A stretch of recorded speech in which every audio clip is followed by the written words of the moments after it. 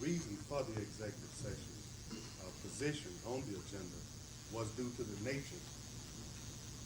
Made it in the form of request, but if you... The chair at this particular time, a second motion for deletion of... They know we got problems. When you have a meeting, a vice president have a meeting, and he go to tell... That's what the call is all about. Mr. Chairman, I called the previous question. Mr. Dunn.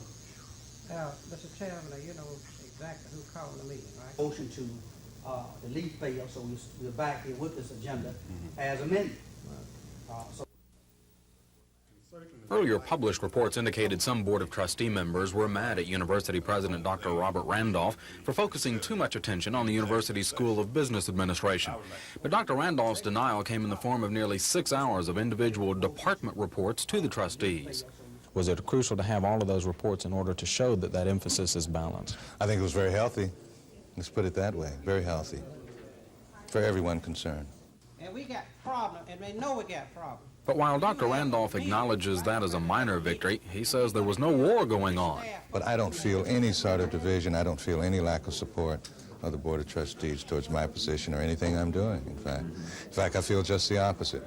But University Public Relations Director John Knight thinks there may have been a battle. He had his attorney with him, saying he wanted to make sure he wasn't penalized for his part in a number of lawsuits, including one forcing a merger of Montgomery universities.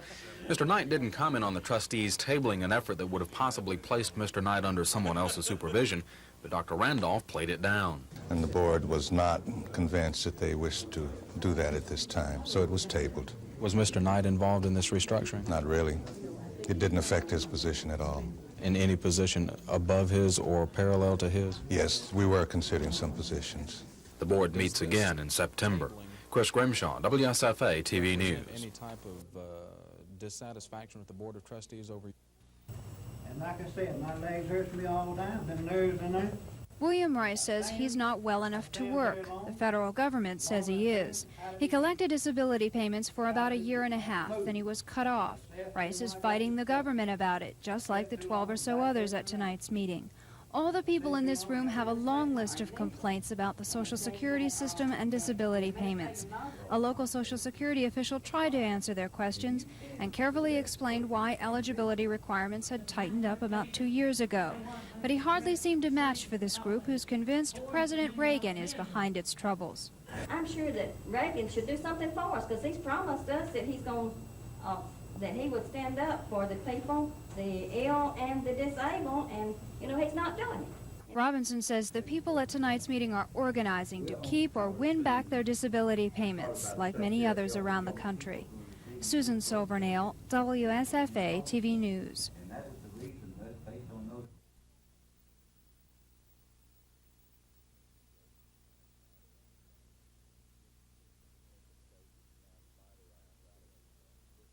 Potential cases now that might arise out of this particular investigation, and it will be up to...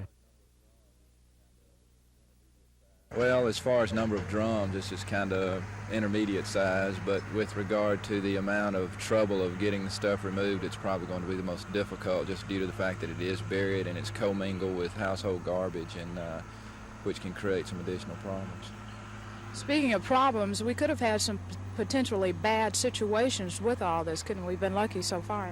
So far, we've been very fortunate that nobody has put an open flame or torch around some of this material, because it could have ignited very quickly. And also, I think that we've been fortunate to have caught the material at its earlier stages and thus possibly avoided groundwater contamination with it.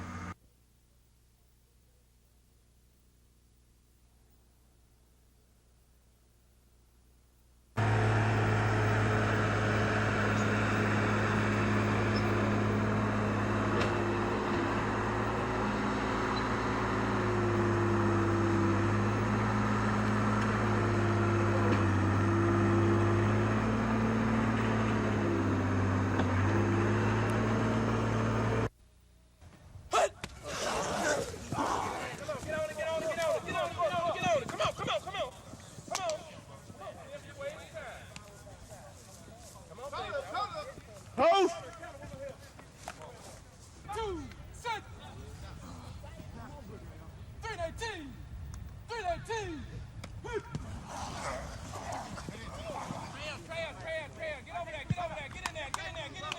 I think if we're going to have a good football team, and we got to have a good offensive line where we can move the ball consistently, and we got to be able to score when we get down there to score, and that's what happened to us last year, because we had a number of opportunities to score last year inside the 10 and didn't score. But this year we're going to try to prevent that.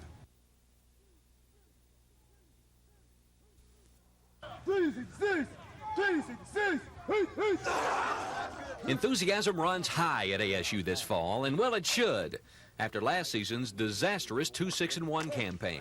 We know we had a bad year last year, and the players want to convince themselves and the community that we can play good football in the Southwest Athletic Conference. Coach James says the rebuilding must begin in the offensive and defensive lines. The remainder of the defense looks strong, with the possible exception of linebacker. Most of the skill people are back on offense, including 4 quarterback prospects, 3 with playing experience. James says that's a position that must be established early in fall practice. I think we about know now 1, 2, 3, 4. And I think it's going to be a real competitive position, the quarterback, and we want one in there who can lead us and put some fire and put some points on the board. This is the first year the Hornets will be eligible for the regular season SWAC conference crown. However, ASU is picked at the bottom of the 8-team league in preseason polls. Can you make any predictions for the coming season? What is this Alabama State team going to do? We're not going to be in the bottom. I can make that prediction. I'm sure of that. We're not going to be on the bottom. We're going to wind up in a good, outstanding season this year. James can test his predictions beginning September the 3rd. The Hornets will open on the road at perennially powerful Jackson State.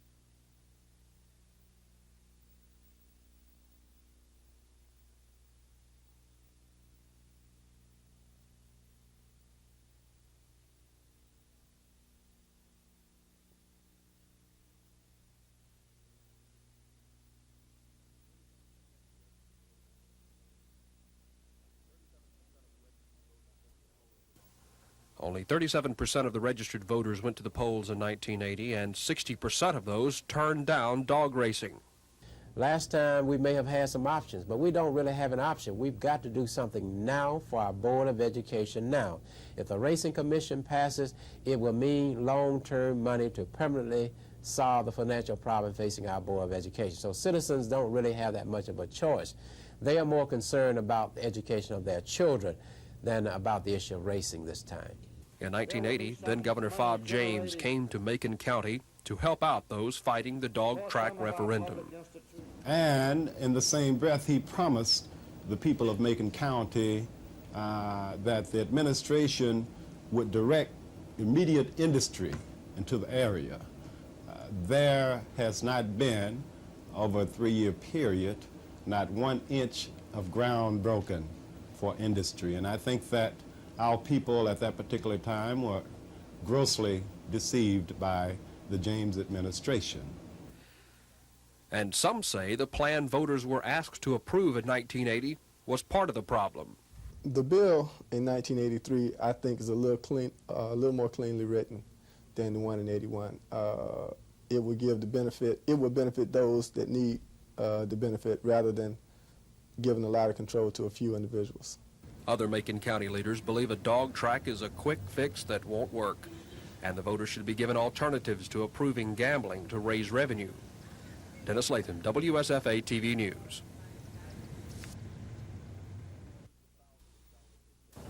Macon County schools are hundreds of thousands of dollars in debt. The school board is struggling just to find the money to open school this fall.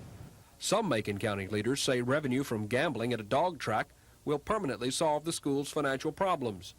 But others, like the editor of the Tuskegee News, criticize the financial management of the schools and says instead the county needs public officials more than new revenue. In a recent editorial, J.J. Johnson encourages voters to, quote, demand pledges from public officials to put their current budgets in order, end quote. And he advocates rejection of the dog track and its revenue if county officials fail the test of financial accountability. Why all this indebtedness? Let the people who were administrating at that time come forth with some answers. All that ought to be done. Not whitewashed and just raise money any way we can. I don't want to even get into the merits of the quality of the administration of the school system. That's something that the taxpayers and the voting public will have a chance to respond to in the next coming election. And there's criticism that revenue options such as an occupational tax or an increase in property tax should also be on the ballot. But County Commission Chairman Ron Green says the people have spoken on other tax measures. We've rejected an occupational tax, and we've rejected an ad valorem increase to the effect of 10 mills. City and county officials say they're aware of the desire for other options, but there just wasn't time to get the alternatives on the ballot. Dennis Latham, WSFA TV News. Greene County, named for a Revolutionary War hero, has a history older than the state itself. Its residents are mostly rural, poor, and black. The gap between rich and poor is wide. The timber industry is important, and there are a few other small light industries that give employment to the people in the county. But the industry that's brought the most recent new jobs to Utah and Greene County is dog racing.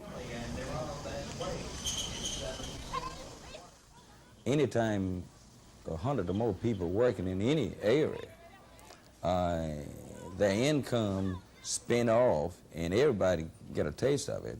They'll benefit because they have better law enforcement, they have water and sewer, rural water and sewer system being constructed over the county.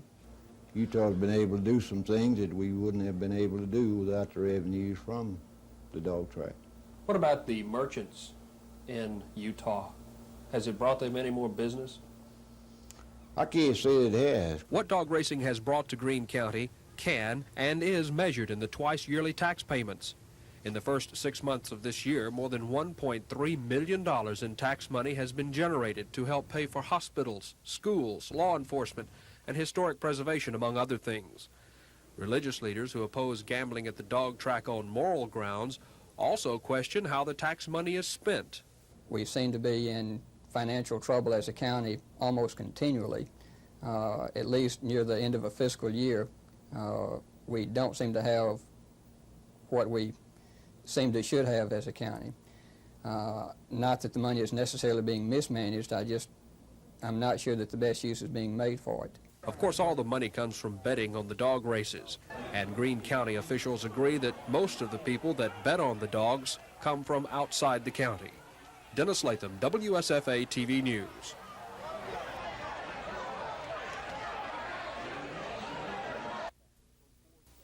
Greene Track draws greyhound racing fans from 4 states, mainly because of its location, right next to Interstate 59, but also because it has one of the longest racing seasons in the South. Fans buy the car and busload pushed through the track's turnstiles almost year-round, except for Sundays. The track has a restaurant where visitors can dine on a variety of meals, and a bar featuring draft beer and mixed drinks. But most of all, Greene Track has dogs. About 1,000 of them that race 8 at a time around a 5/16 mile track at almost unbelievable speed. The track has dozens of betting windows. The thing we probably play up too much is the money aspect of it, and not the sport itself. These animals, greyhounds, are beautiful animals, and they're very competitive, and they do present quite a show. Those who want to place some money on a dog can do so in the traditional win, place, or show bet. But Greene Track also offers what's called exotic bets, like the Quinella, Exacta, and a recent addition, the Trifecta. We don't compel anyone to wager here. That's up to their discretion. And, but the opportunity to do that is here, of course. If you should win a large amount of money, not only do you have to sign for it, but in some cases, taxes are deducted from your winnings before they're handed over.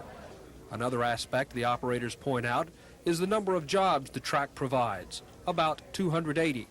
Many of these jobs are part-time, and a majority of them go, by law, to Greene County residents. Dennis Latham, WSFA TV News. Macon County, like Greene County, is located along the path of an interstate highway. Supporters of the dog track for Macon County are counting on this highway system to bring the patrons the track will need to survive. Some, like Tuskegee Mayor Johnny Ford, are convinced that voters will approve the track.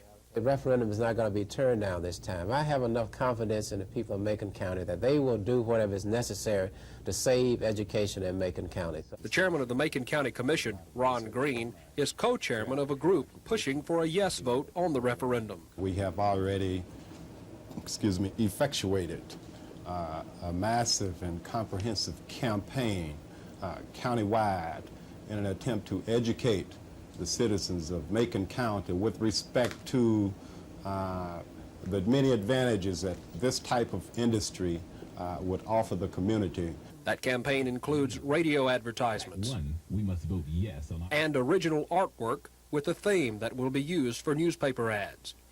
But others who don't want the dog track are working too and have countered these full-page newspaper ads with their own. The president of the Tuskegee Civic Association, Mrs. Claudine Pinson, says they're determined to tell the voters about the evil they see coming with legalized gambling.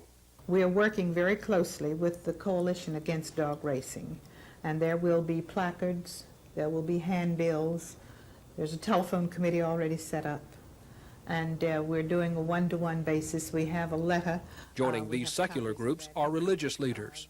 I hope that the people of goodwill, members of churches, pastors, will stand in their pulpits and say it's wrong. Somebody's got to take a stand and take it and pay whatever price it is. The effectiveness of these campaigns will be known after the votes are counted on Tuesday. Dennis Latham, WSFA TV News. Attention like this. Roberta Leonard claims she has never wanted attention, only pulled her empty .32 caliber gun for protection. She says to scare off this group known to police for stalking the harmless, a group she claimed tried to rob her yesterday just as she was robbed here 4 weeks ago. Simple as that. But somehow Roberta's case became a lot less simple in the city today, a lot more complex, as the woman who wanted to stay small suddenly became big ammunition for the gun lobby. She could have been carved up. Had she not had the gun, it was a deterrent, obviously. Roberta did not seem to be aware of all the political statements being made, but she didn't mind the support today as she went to testify before the grand jury on her behalf. Tell me, what do you think about all this? Excited. Roberta was even more excited when she emerged from the proceedings, thrilled the charges were being dropped. I'm Mary Savello for NBC News, New York. Republican Party Chairman Bill Harris had until today to submit his list of nominees to the Secretary of State's office. Mr. Harris's list is of those people in the Republican Party who want to run for a legislative seat. Mr. Harris waited until just minutes before the deadline to turn in his list. Like Michael, Gary Burson, and Alan Loveman. Okay, just keep this line open just a second. The list contains 47 candidates for House seats and 16 candidates for Senate seats. And in 6 districts, there are more than one candidate. That means those districts will require voters to go to the polls and make a choice. In 1982, we had primary elections going on in every single House and Senate district, every county of the state. In this particular election, since only the Republicans are participating in a primary, and since they have contested races only in these 5 or 6 particular districts that you mentioned, the cost is going to be substantially less. Mr. Harris says he's excited at the number of Republicans participating this year. Although obviously we want to elect every candidate on the ticket, we do expect to elect a great number of them. We expect to increase our representation, and we have to feel good about that. And when compared to the Republican primary last year, there has been an increase. 1 year ago, Republicans had at least one candidate in only 33 House seats, with 2 that had a choice of Republican candidates. And there were 13 Senate seats with Republicans, 2 of those seats having more than one Republican to choose from. This year's Republican primary will be September 6th. Then these Republicans will face their Democratic opponents in the November general election. Democratic opponents will be handpicked by the 131-member Democratic Executive Committee sometime before October. Chris Grimshaw, WSFA TV News at the Capitol. A little hazy, there were some problems there, and the Ethics Commission really is handing a note. You got people working for you. Maybe they should have it on the books if somebody worked for you in a public office. If they know there's a violation, they now can't subpoena without going through a district attorney or someone. They should be able to do that in their own body, is what I'm saying, and give them their legal counsel, give them sufficient funding to carry it out. Be able to impanel a grand jury if there's sufficient evidence for a violation. Now, I think that would strengthen it, Bessie, and that's why I think it needs to be. All I'm saying is it should be strengthened to get to the guilty and at the same time protect those people that are innocent.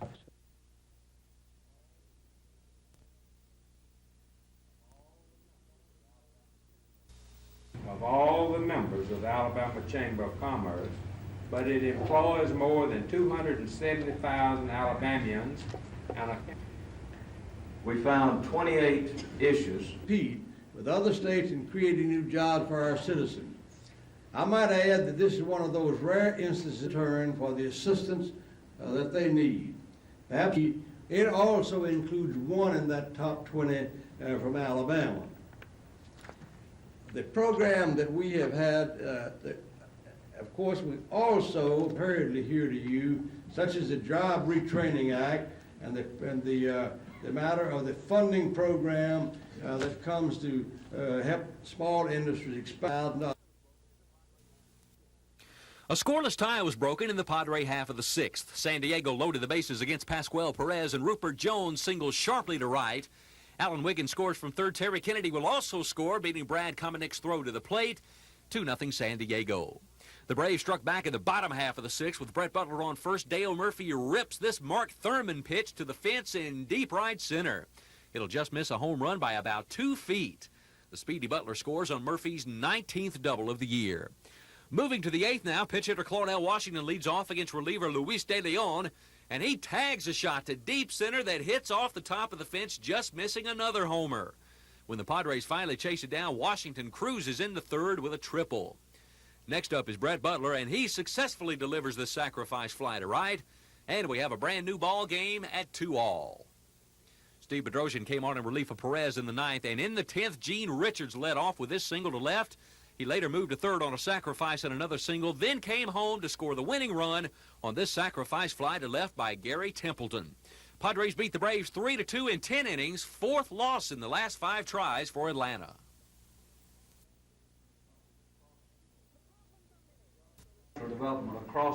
The problems are many, solutions few, but the future for small businesses in the state is bright. Bright, according to Senator Howell Heflin, because of the state's vast resources. Bright, according to Governor Wallace, because of a special program that may soon be approved, allowing small businesses to receive low-interest loans for capital outlay. I feel this action will be a meaningful program in the quest for new industry, expansion of existing industry, and jobs for Alabamians. Senator Heflin says there are a number of key issues facing Congress that could have a great impact on small business. One is a growing deficit. And in my judgment, on the long run, we've got to do what Alabama did many years ago and put into our Constitution provisions that say that the government can't spend any more money than it takes in. And I think this is...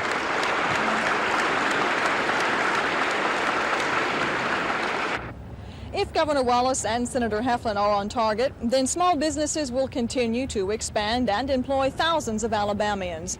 Both men say they are optimistic, but they admit their optimism hinges on the whims of state and federal government. Gina Gregory, WSFA TV News. The main problem right now facing the home building industry and most small businesses is the interest rate that we've been charged by the banks and the credit crunch that we're in. The economy, the high interest rates, The housing construction, especially in 81, 82, they went down to low levels. And hopefully maybe this year we expect the interest rate come down some more and the economy grow some more and unemployment go down. Maybe we can have a better future. Several hundred Alabama small business owners and managers are meeting, discussing these problems and brainstorming, trying to find solutions.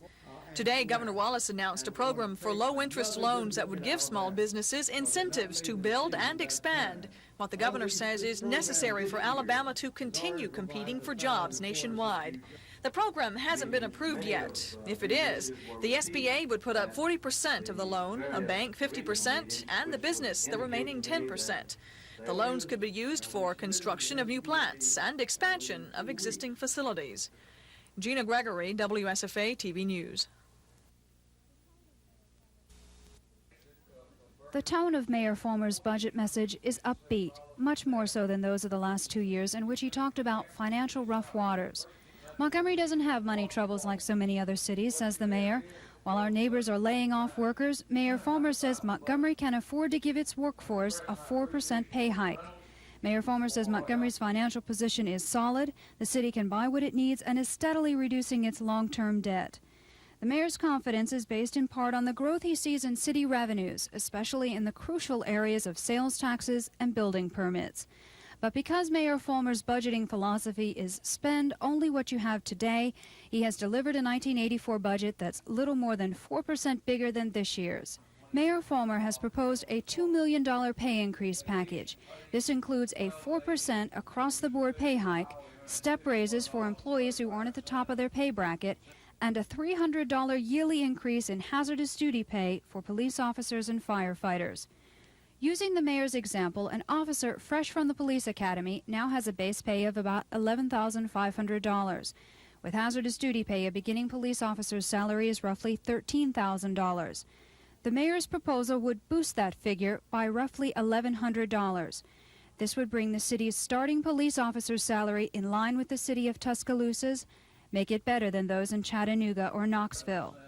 All of this is in keeping with the second theme of the mayor's budget address, which is keeping the Montgomery police force adequately equipped and manned. Susan Silvernail, WSFA TV News.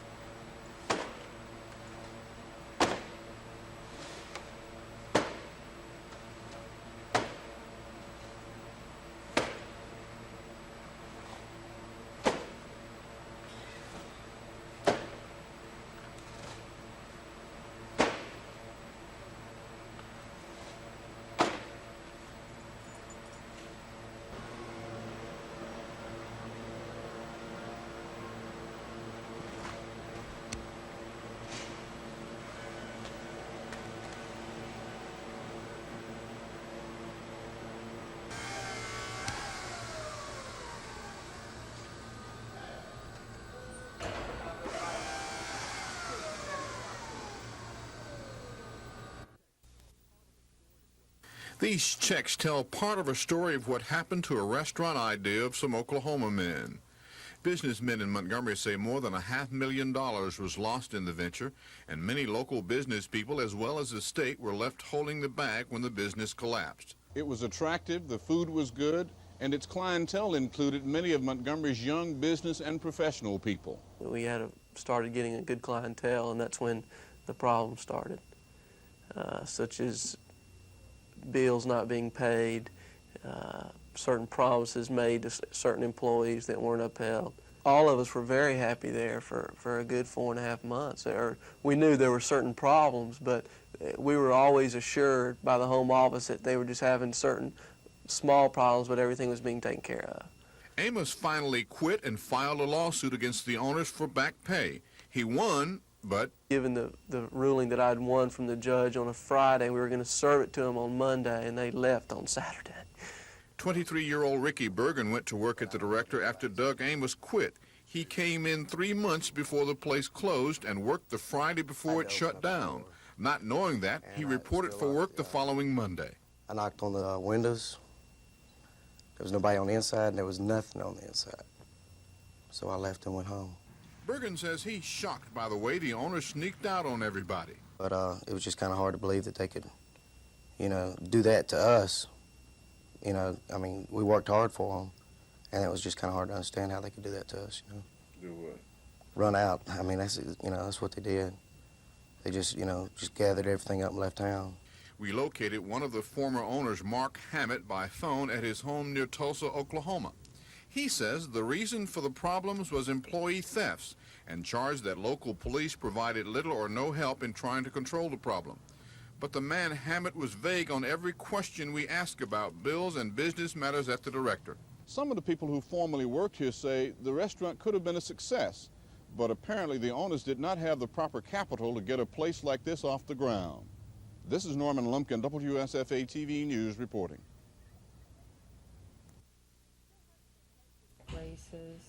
Jo Hudson heads the 2-year-old Sickle Cell Foundation of Greater Montgomery. She says her organization was honored to be considered to become a part of the United Way. But she says in the long run, the United Way's proposed allocation and fundraising restrictions would have hurt her organization rather than helped. $18,000 may sound like a lot of money, but we did not feel with the restrictions that they have against fundraising that we could operate with the $18,000. Actually, the $18,000 I don't think would add that much toward research, not in this area. We are primarily involved in counseling, testing, community education, and awareness, and one director just could not do that. Sickle cell anemia is a fatal disease, predominantly affecting the black race. 1 out of 10 black babies born has the disease or carries the trait. Some victims may live to be 30 years old and to live a relatively normal life. But it's a painful disease, usually requiring hospital care, and there is no cure. But the Sickle Cell Foundation is hoping to raise money, enough to build a lab, to counsel, and do research. Gina Gregory, WSFA TV News. The 7 out-of-state men entered their pleas before U.S. District Judge Robert Varner.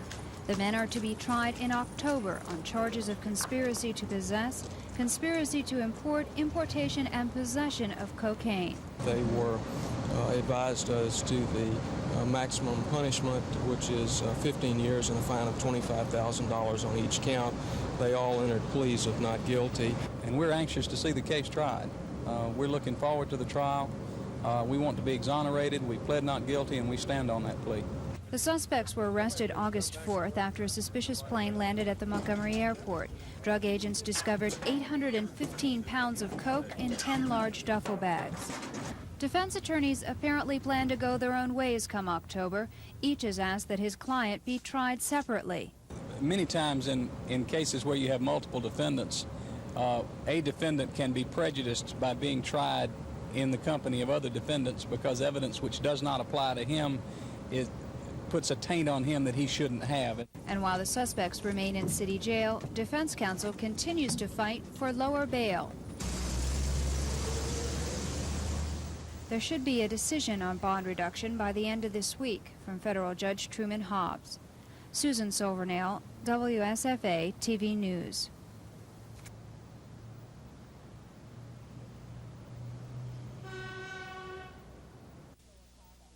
This is Terry Denard in Sylacauga. No one in Roberta Leonard's hometown was surprised to hear how Roberta confronted that gang in New York. In fact, they seemed to expect it.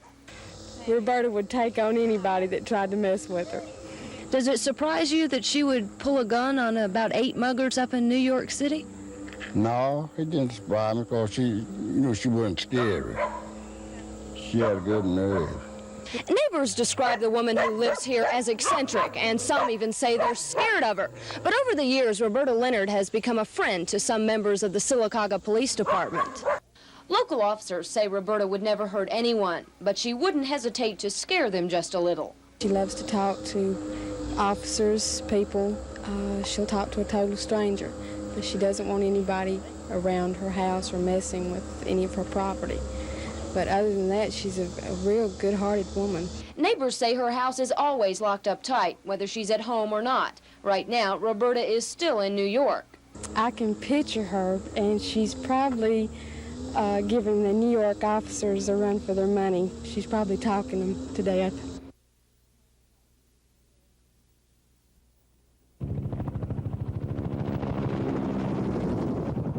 The annual Combined Arms Tactical Training Exercise drew thousands of spectators this year to see the very best Fort Rucker has to offer.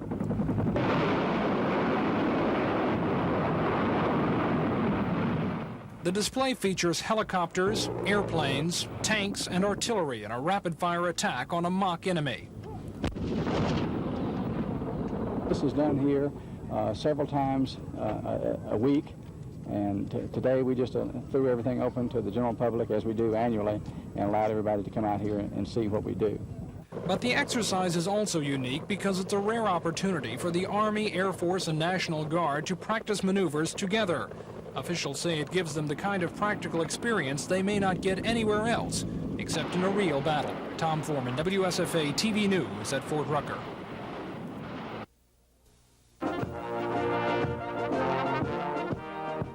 It has taken on an almost carnival air, this event that drew thousands of people today. But despite its lighter side, this is no ordinary attraction. This is the Combined Arms Tactical Training Exercise at Fort Rucker, a yearly event that draws on the combined forces of the Army, Air Force, and the National Guard in an hour-long firepower display.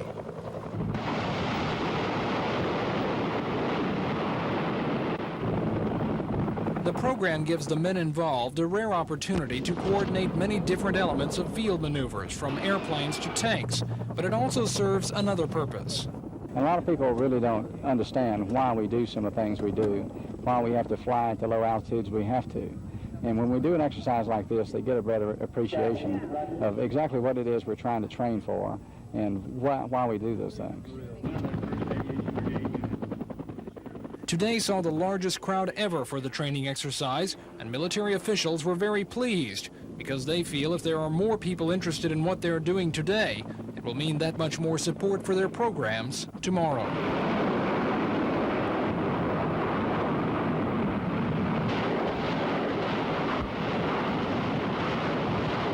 Tom Foreman, WSFA TV News at Fort Rucker.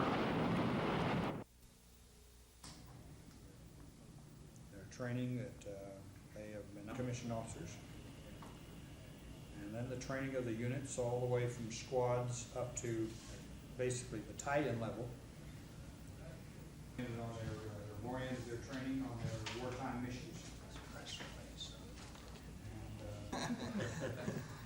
We're glad to have you. Well, it's delighted to be down here in Alabama, sir. Yes, sir. Good to see you. Headquarters there, sir. Who is, we have responsibility for the areas, the 8 southeastern states. And we have worked very closely. God, we always thought it was the first and biggest anyway. Well, I don't think there's any question it's one of the biggest, sir. And I believe that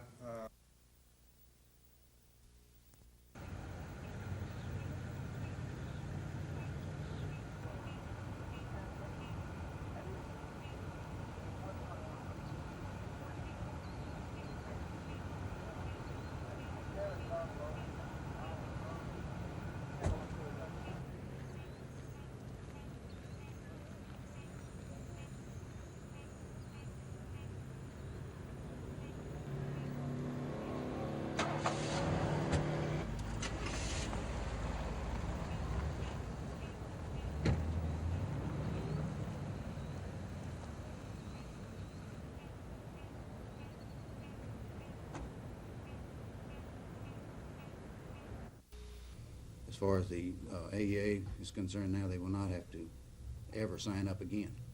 It's automatic, and they have to take the initiative from each year.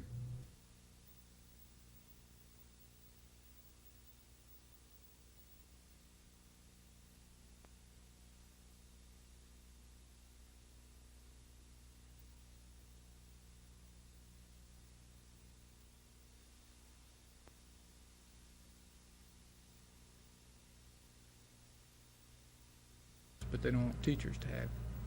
One of these. It sounds to me like they were also saying that as opposed to y'all having a list of the people who are willing to contribute, you have turned it around so that these people will have to come to you and say, I don't want to give. Well, that's the way they do right now with dues. That's the way it's been for a lot of years now. We've had continuous dues deduction. That's the same way it is with Blue Cross Insurance. Once you sign up with Blue Cross Insurance, you stay up.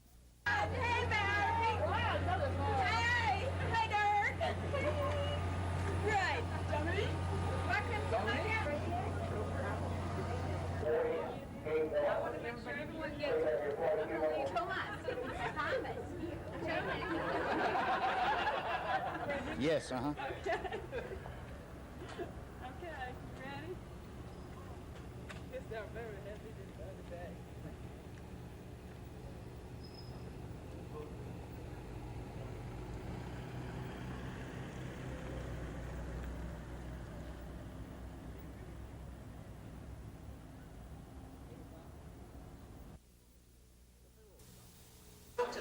The payroll deduction plan was one of the AEA's major victories during an earlier special session. It requires local school systems to handle dues and political contributions from AEA members.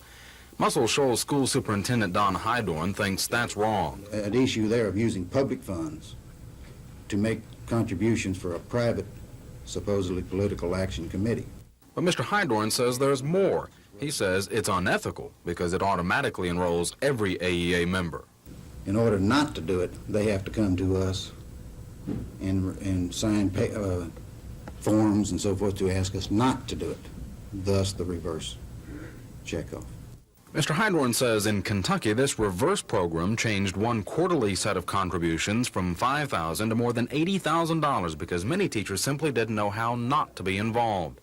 But AEA Executive Secretary Dr. Paul Hubbard says it's simply an installment plan. The federal statutes do not allow reverse dues checkoff, which is what this is commonly called under the Federal Elections Commission regulations. But there are no regulations in the state of Alabama that prohibit it, and in fact many organizations do that. Dr. Hubbard says he expects the court to uphold their reverse checkoff program. Chris Grimshaw, WSFA TV News.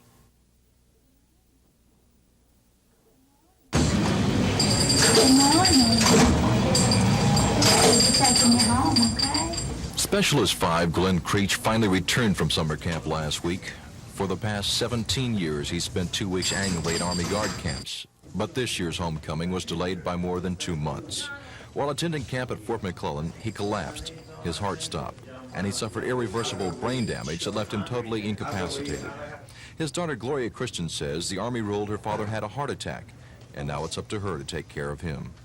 She says that's a different story from what she was first told when she met with Army Guard officials in Anniston. All of these men all were under the same understanding and were, just like I had been told, were under the assumption that my father was in active duty when it happened, so therefore he was entitled to active duty benefits, which would mean Army taking care of him for the rest of his life. But other National Guard officials who took part in that conversation with Miss Christian say they explained to her that they could only take care of her father up to 6 months under regulations. If you're injured, you're okay. If you're on a tour for less than 30 days and you suffer from a disease, then the Guard or the military will care for you for up to a total of 6 months. Army Guard regulations classify a heart attack as a disease. Officials say if Mr. Creech would have served more than 30 continuous days on active duty, or his condition was a result of an injury he suffered while at Guard camp, he would have been eligible for lifetime medical benefits. His daughter says that's unfair. She also feels that Guardsmen are not aware of regulations that led to her father's discharge from the Guard last week. Incidents of this type are rare, and I'm sure it's not common knowledge, but as indicated, it is specifically spelled out. in the U.S. Code, Title 32, which deals with the Guard. Mrs. Christian says she has hired a lawyer, and she feels after nearly 18 years of service to the Guard, her father deserves better treatment. Don Phelps, WSFA TV News, Alba.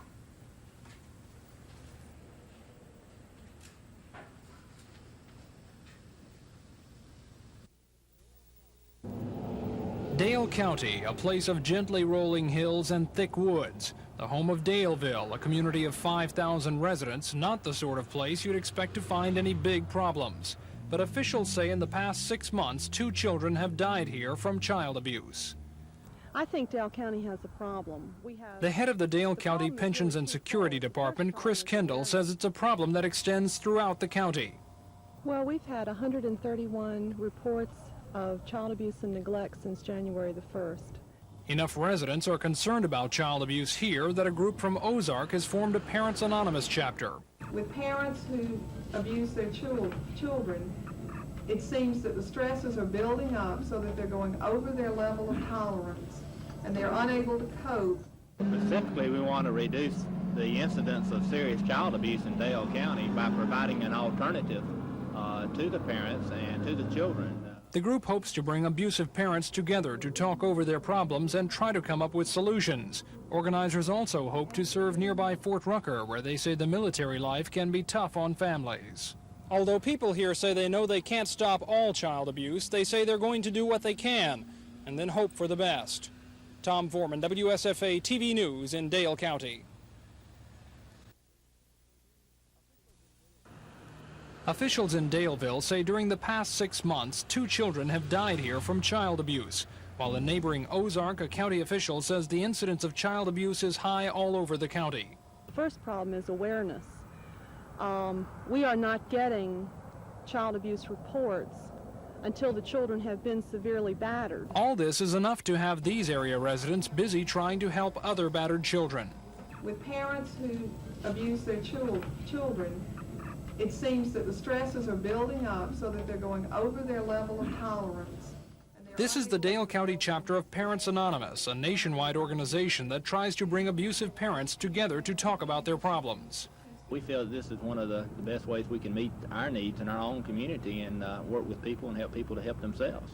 Parents Anonymous is really just getting started here, but those who are backing the new group are convinced it will get community support and might even save lives. Tom Foreman, WSFA TV News in Dale County. Managers of TJ Maxx say they sell their merchandise at 20 to 60% off what other finer department stores do. And that's why it's called off-price. TJ Maxx advertises brand name merchandise, but little else that you'd expect to find in a department store, like carpeting, mannequins, or fancy arrangements. The way we are able to do that is through our buying procedures. Traditional department stores will buy merchandise by style, by color, whereas our buyers are in the market every day, basically, 52 weeks out of the year in the major market areas, and they're purchasing merchandise which could be closeouts, overruns, some discontinued styles. A great deal of it is current season merchandise. There are some irregulars. Is off-price retailing a profitable venture? Mr. Troisi says it can be. Is it new? Not really. It's just that the idea seems to be catching on. Gina Gregory, WSFA TV News.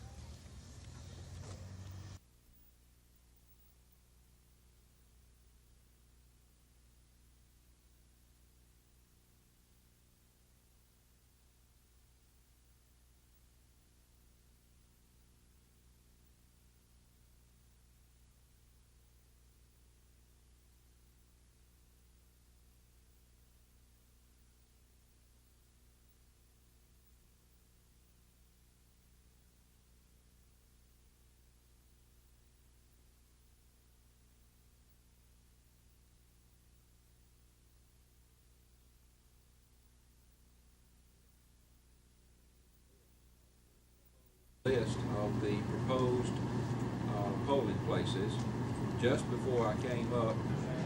Also, the installation of try to bid our remaining schools at some point during the mid part of the year. And they also By the entire community. I think you've done a very fine job, and we appreciate it very much. thank you, Ms. Will, but I won't take credit. I've had the series outlets for the machines. Holiday?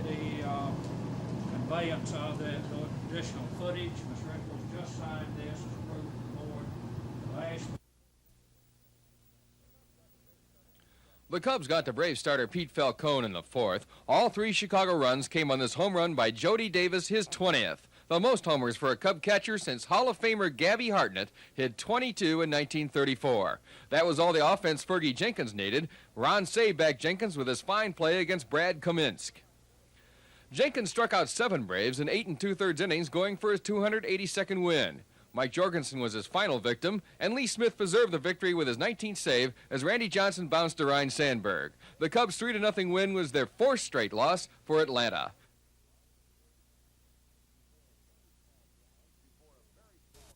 Before a very small crowd, Billy Martin fielded a very strange lineup. At second base, a left-hander, Don Mattingly. In center field, a pitcher, Ron Guidry. Once the action got underway, George Frazier, the relief pitcher, threw to second base. The appeal was that Brett had not touched second base on his home run. Well, the umpire in charge of the crew is Dave Phillips. He brought with him a statement signed by the original crew and a notarized letter stating that, yes, George Brett had touched all the bases. Billy Martin said he would play the game under protest. Finally, at the bottom of the 9th inning, Oscar Gamble grounds out to Frank White at second base, and thus the Kansas City Royals win the long-awaited Pine Tar completion 5-4.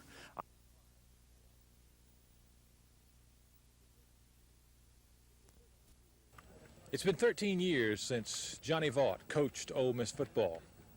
Since then, 3 coaches have tried to resurrect this program that he built without success. Steve Sloan, after 5 losing seasons, bailed out just in time to Duke. The replacement is Billy Brewer. He's one of Vaught's own, fresh from a rebuilding program at Louisiana Tech. He's changed some things. Colonel Rebel no longer appears on Ole Miss helmets, a signal to black recruits that racial problems at Ole Miss, if in fact there are any, are being addressed. There's never been any problem at Ole Miss that I know of to speak of, and I know athletically that there's never been any, and these kids here would tell you that. Carl Lewis of Stanhope Elmore in Millbrook will be a starting defensive end this fall. He sees no racial turmoil here, only that in the minds of those who recruit against Ole Miss. There are some here that say that the racial problems did not go as far as the athletic program. Do you feel that way? No, it didn't bother the athletic program any, football. Once you were here, but maybe to some athletes who were being recruited, it probably made a difference, huh? Yes, I think it could have hurt a little, Billy Brewer will probably be able to get more done than his predecessors because he's Mississippi born and bred. People whose opinions we respect say he's a good coach, that he will put tough, disciplined, hard-nosed football teams on the field. And that's the only way you can win in the Southeastern Conference. This is Phil Snow reporting on the SEC Skywriters Tour in Oxford, Mississippi.